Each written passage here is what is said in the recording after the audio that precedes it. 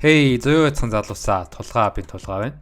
За ингээд өнөөдрийн бичлэг маань Sneaker Picks цувралын маань дараагийн дугаар болох Kyrie 7 пүүсний талаар ярилцахаар шийдлээ.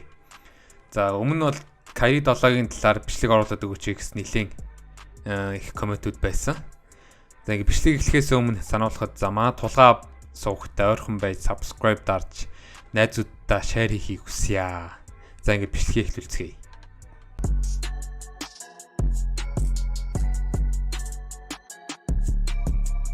За 2016 оны NBA-ийн авраг Kyrie Irving Nike-тэй хамтран үндсэн 6 цуврал sneaker гаргаж байсан бол энэ жил Kyrie 7 худалдаанд гаргахаар болжээ.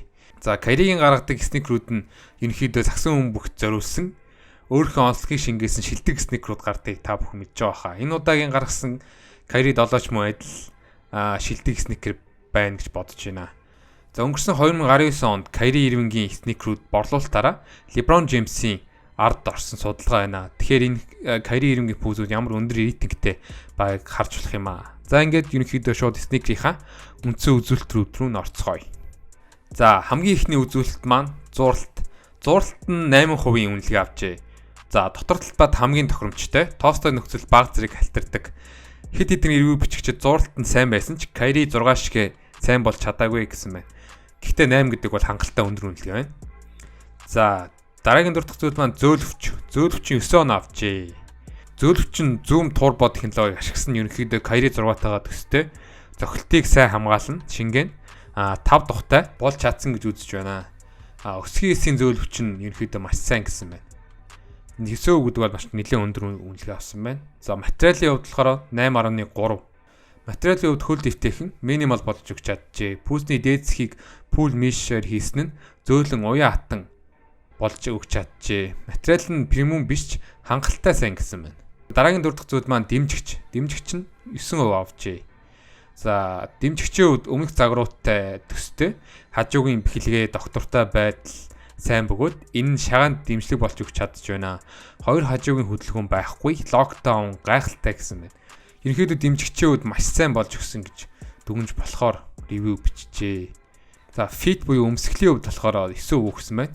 За fit нь өмнөх Kyrie-нуудтайгаа төстэй яг хөлөндөө сууж өгдөг. Өмнөх 6-аас илүү хөнгөн болж өгсөн гэсэн байна. За миний бодлоор Kyrie 6 баг зэргийн чам хүнд мэдрэмжтэй байсан. Ер нь харж байхад харин энэ Kyrie 7 болохоор илүү хөнгөн материалуудыг ашиглаж илүү хөнгөн болгохоор зорж хийгдсэн энэ чинь харагдаж байна л да. За тэгээд outdoor буюу гадаад талбайд 25% авчээ.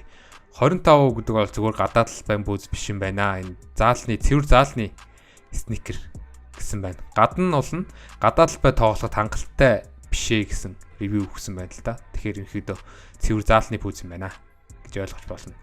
За өргөн уртын талаар дуртахад баг зэргийн урт талдаа өргөн үлдээ хүн бол хагас size одоо илүү авсгахад бол зүгээрээ гэсэн ревю бичигдчихэ.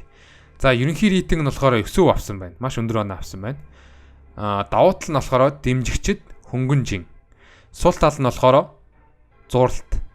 Зурлалтын үед тийм муу биш ч гэсэн сул тал бол өгсөн юм байна л да. Энэхүү ревюс харж байгаад Kyrie 7 бол биднүүсийн сэтгэл төрсөн гайхалтай пүүзүүд нэг бол чадсан гэж дүгнж болохоор байна. 9 оноо гэдэг бол маш сайн үнэлгээ авсан байна.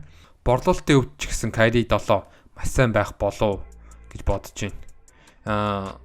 Kyrie 7-г харж байхад ерөнхийдөө сул тал гэж заагаад хэлчихээр тийм зүйл алга байна ерөнхийдөө. Тийм болохоор гайгүй сайн пүүз болж өгч чадсан гэж хөвдөө бодож байна. За ингээд энэ удаагийн бичлэг маань энэ хүрээ дуусч байна. Бичлэг таалагдсан бол subscribe, like, тус өргөж чадсан бол найзуудаа share хийж хэрэгтэй хүнд төгөөж өгөөрэй. За баяртай.